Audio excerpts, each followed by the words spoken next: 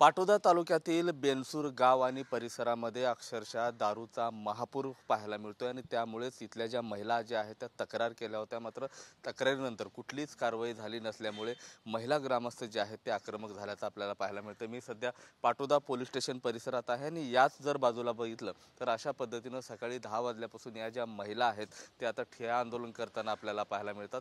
अनेक वेळा तक्रार देखील केली मात्र तक्रारीची कोणीही दखल घेतली नाही। त्यामुळे आता तरी कठोर कारवाई व्हावी अशी मागणी जी आहे ते महिला ग्रामस्थांनी केल्याचं पाहायला मिळते। काल 26 जानेवारी म्हणजे प्रजासत्ताक दिन होता आणि त्याच निमित्ताने ग्रामसभा देखील घेण्यात आली आणि ग्रामसभेमध्ये देखील दारूबंदीवर ठराव घेण्यात आला असला तरी मात्र प्रशासनाकडून अद्याप कसलीही कारवाई करण्यात या ठिकाणी आलेली नाही। त्यामुळे सकाळी 10 वाजल्यापासूनच अशा पद्धतीने जे महिला आहेत ते बसलेले पाहायला मिळतात। लहान लेकरं देखील ते इथे घेऊन आलेले आहेत। बातचीत करण्याचा प्रयत्न करतो मी। काय नेमकी मागणी यांची असेल महिलांची, काय मागणी नेमकी आहे? किती वाजल्यापासून बसलं? 10 वाजल्यापासून सर। काय मागणी? सर आमच्या गावात बिनसूर गावाहून आलो तर आम्ही 10 वर्षापासून खुलेआम दारू विक्री चालू आहे आणि ग्रामपंचायतनी यांना म्हणजे वेळोवेळी निवेदन दिलंय पण त्यांनी काहीच दखल घेतलेली नाहीये। आता आता काय मागणी, ठराव काय घेतला होता? दारू बंदच झाली पाहिजे, दारू बंदच झाली पाहिजे आमच्या गावची। किती वेळ आंदोलन सुरू ठेवणार आहे तुम्ही आता? आणखी जोपर्यंत बंद होत नाही तोपर्यंत आम्ही आंदोलन बंदच करणार नाहीत। आम्ही आता ठाम घेतलाच आहे की बिनसूर गावामधली ही दारूबंदी झालीच पाहिजे। काय नेमकं दारूमुळे काय काय नुकसान झालं गावातलं परिसरातलं? आम्ही म्हणलं आम्ही हे धंदा नका करू, आमचे लेकरं वाया जाते आणि ते म्हणले गावाचं वाटोळं करायचं, दारू बंद करायची नाही। आणि 2 जागा दारूची दुकान आहेत, अलीकडे बाजूला पण पलीकडे बाजूला, आणि धमकी देतात आणि दारू बंद करीनात। कोण धमकी देतात? कोणी राजकीय पुढाऱ्याचे कार्यकर्ते आहेत? 2 दुकानवाले दोन्ही पण तसे करतात ना। आम्ही कशावर जगावं मग? काय दारूच आहे का त्यांना? आमच्या घरातली माणसं पुतणे आमचा 4 महिने झालं फाशी घेऊन मेला दारू पिऊन। पोलीस वगैरे कारवाई करत नाही? आता हे काय मग असंच मग नाही गेलं तर आता आम्ही हे केलं तर ते पाठीशी घालतात, तोंड दाबीतात पोलिसाचे। मग कसं करायचं? काय करायचं बायाने पर्याय? माणसं मरायला लागलेत, पोरं आत्महत्या करायला लागले तर 4 महिने झाला आमचा पुतण्या नवरदेव लेक मेलाय।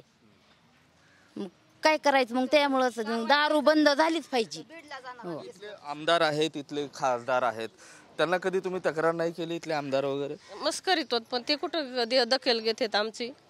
मग आता काय आमचं शेवटी आम्हाला इस्पेचं राहिले, दुसरं तर नाही काही ऐकत तर नाहीत, घरचे तर नाहीत ऐकत। मग काय करायचं? दारू ही बंद झाली पाहिजे बघा आमच्या गावाची, बेनसूर गावाची। पोलीस अधीक्षक नवीन आलेले आहेत बीडला, नवनीत कावंत असं त्यांचं नाव आहे। मात्र कारवाई करण्यासाठी ते पुढे येत आहेत। तुम्हाला काय अपेक्षा आहेत? त्या पद्धतीने इथले पोलीस काम करत नाहीत? नाहीच करीतच नाहीत। लय बार झालंय आता हे करायचं। आता तर गप बसणार नाहीत आम्ही। काही हो इथं का ही व्हायना, जीव देणं व्हायना यांच्या दारात। म्हातारे पिते, तरणे पिते, हिथून मागले पेले, आता तरुण पिढी तरी चांगली राहिली पाहिजे। कितवीचे मुलं पिते तुमच्या गावात दारू? 12वीचे लागलेत प्यायला, आमचे तर गेलेच वायाला, पण आमचे मुलं सुद्धा चाललेत। काय करायचं मग? आमचं जगणं मुश्किल झालंय। अर्थ हाक आहे बेनसूर गावाच्या। ह्या खरं तर या महिला आहेत, माता भगिनी आहेत, शोकाकुल वेगळ्या परिस्थितीमध्ये बसल्याचं आपल्याला पाहायला मिळतंय।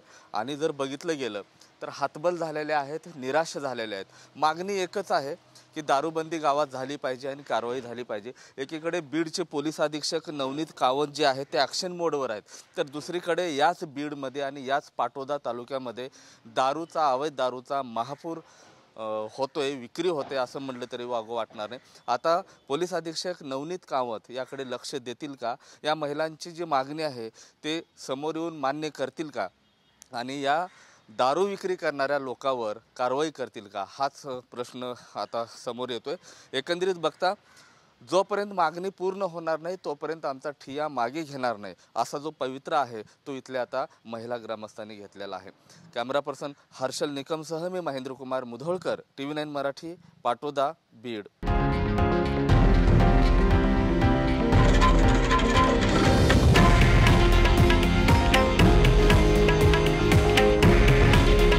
हे आहे देशातील नंबर 1 न्यूज नेटवर्क आणि आपण पाहत आहात TV9 मराठी। काळजी तुमची, हित महाराष्ट्राचं।